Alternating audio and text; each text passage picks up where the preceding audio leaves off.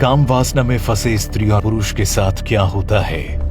दोस्तों, आजकल हमारे समाज में एक्स्ट्रा मैरिटल रिलेशनशिप का चलन तेजी से बढ़ रहा है। ऐसा करने वाले अपने पार्टनर को भी धोखा देने से बाज नहीं आ रहे हैं। लेकिन क्या आप जानते हैं, काम वासना को हर धर्म में पाप और ऐसा करने वाले को महापापी बताया गया है। वैसे तो कामुकता हर किसी के अंदर होती है, लेकिन जब ये जरूरत से ज्यादा बढ़ जाती है तो उसे कामुकता के वश में होना कहते हैं। मान लीजिए आप घर का काम कर रहे हैं, पूजा पाठ कर रहे हैं या कहीं घूमने गए हैं और आपके दिमाग में हमेशा किसी औरत या मर्द के साथ संबंध बनाने की बातें चल रही है, तो ये कामुकता के वश में होने की निशानी है। इससे छुटकारा पाना आपके लिए उतना ही जरूरी है जितनी किसी नशे से। हमारे शास्त्रों में लिखा है कि काम वासना के समान दुष्कर कोई रोग नहीं, मोह के समान कोई शत्रु नहीं, क्रोध के समान अग्नि नहीं और ज्ञान से बड़ी इस संसार में सुख देने वाली कोई वस्तु नहीं। वहीं आचार्य चाणक्य कहते हैं कि काम वासना से घिरा रहने वाला इंसान विचार और लक्ष्यहीन हो जाता है, जिसके दिमाग में ज्ञान की बजाय सिर्फ वासना का वास रहता है, और ऐसे मनुष्य से बुद्धिहीन इस संसार में दूसरा कोई नहीं। इसीलिए आपने देखा होगा कि जो भी काम वासना में लिप्त लोग होते हैं वो ज्यादा सफल नहीं होते हैं। उन्हें समाज में इज्जत नहीं मिलती और ना ही भगवान उनकी मदद करते हैं। किसी भी चीज की अति आपको बर्बादी के रास्ते पर ही ले जाती है। कई ऐसे आदमी और औरतों की कहानियां आपको सुनने को मिल जाएंगी जो अपने साथी को संबंध बनाने के लिए मजबूर करते हैं। इच्छा न होने के बावजूद कई पुरुष महिलाओं को प्रताड़ित करते हैं। इससे मानसिक तनाव बढ़ता है, पारिवारिक रिश्ते बिखरते हैं और फिर समाज में बदनामी होती है। इसके अलावा मरने के बाद आपकी आत्मा को नरक में यातनाएं सहनी पड़ती हैं। गरुड़ पुराण के मुताबिक जो औरत अपने पति को छोड़कर किसी पराये आदमी के साथ संबंध बनाती है, उसे नरक की आग में जलने के बाद छिपकली, सांप या चमगादड़ के रूप में नया जन्म लेना पड़ता है।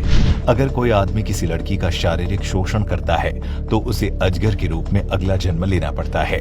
वहीं दोस्त की पत्नी के साथ संबंध बनाने वाला महापापी होता है जो अगले जन्म में गधा बनता है। जबकि गुरु, जिसे हमारे धर्म में काफी ऊंचा दर्जा दिया गया है, उसकी मां समान बीवी से संबंध बनाने वाला शिष्य अगले जन्म में गिरगिट बनता है। इसके अलावा कोई आदमी किसी औरत के मोह में पड़कर उसके साथ संबंध बनाता है, अपनी पत्नी को धोखा देता है, तो फिर यमलोक में उसे उसी औरत के दर्शन होते हैं। लेकिन वहां वो औरत तपे हुए तांबे की तरह होती है। वो दौड़ती हुई उसकी आत्मा के साथ संबंध बनाने आती है, लेकिन वो आदमी उसे देखकर भागता है। दूसरी तरफ जो पति को धोखा देकर पत्नी पराये पुरुष के साथ व्यभिचार करती है, उसे सजा देते वक्त तो यमराज का चेहरा भी गुस्से से लाल हो उठता है। उस औरत को नरक में वो पराया पुरुष भी उसी तरह से दिखाता है जो तपे हुए लाल तांबे के समान होता है, और वो उस औरत की तरफ दौड़ता है, लेकिन वो उससे दूर भागती है। दोस्तों, नरक में हर व्यभिचारी को ऐसी ही सजा मिलती है।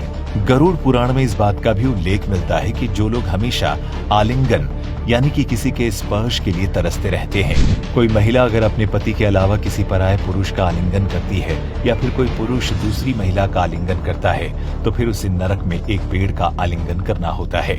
वो पेड़ बिल्कुल सुर्ख लाल तपते हुए लोहे की भांति होता है, जहां जाने पर उसकी आत्मा को काफी कष्ट होता है।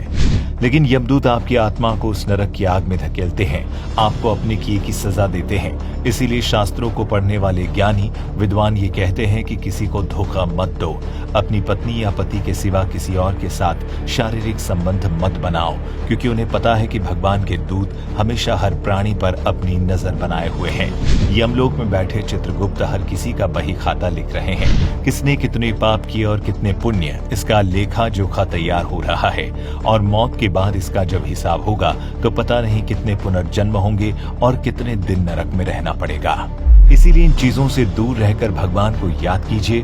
अगर पहले कभी ऐसी कोई गलती हुई हो तो पश्चाताप करिए, क्योंकि भगवान हमेशा कहते हैं कि अगर कोई भी जीव अपने किए पापों का पश्चाताप करता है और कहता है कि भगवान मैं ये पाप नहीं दोहराऊंगा, उसे मैं माफ कर देता हूँ।